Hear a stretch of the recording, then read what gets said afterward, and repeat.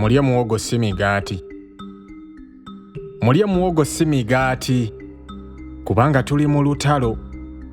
Ebbeeyi y'ebintu okulinnya. Muwogo yajja okusobola embeera y'ebbula lya lupiiya. Muwogo omeketa tofumbye oba n'omunywera ku caayi.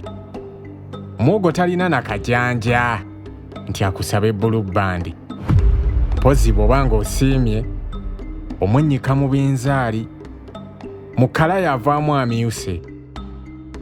Muwogo ne ssupu bigenda, oluma eno bw'owuuta. Wali ofunye akakisa okuliira muwogo ku mpuuta, obwomi buyinza okukutta. Muwogo bw'omuyisa mu kyuma ate ofunamu akawunga.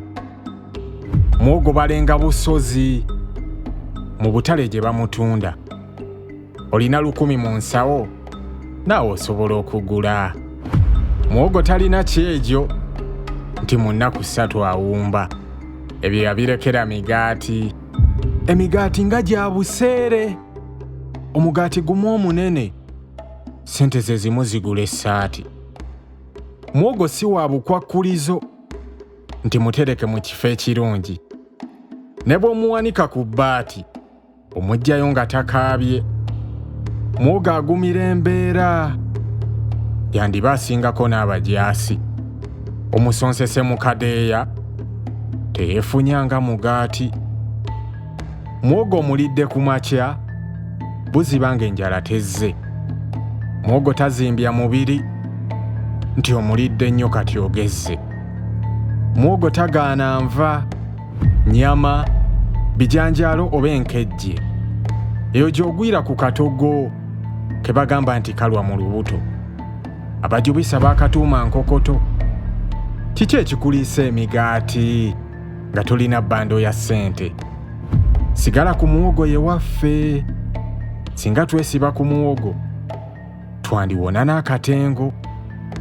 Bonna be tuyita abanene bakeera kugaaya miwogo.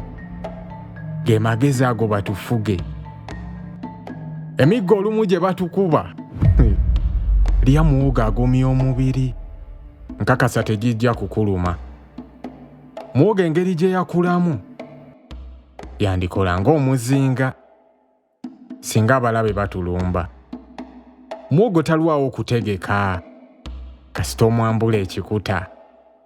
Muwogo kubeera ku layisi kituyamba okutereka ssente. Muwogo y'emmere esinga mu nsi bw'eti ekyakula. Mulye muwogo si migaati.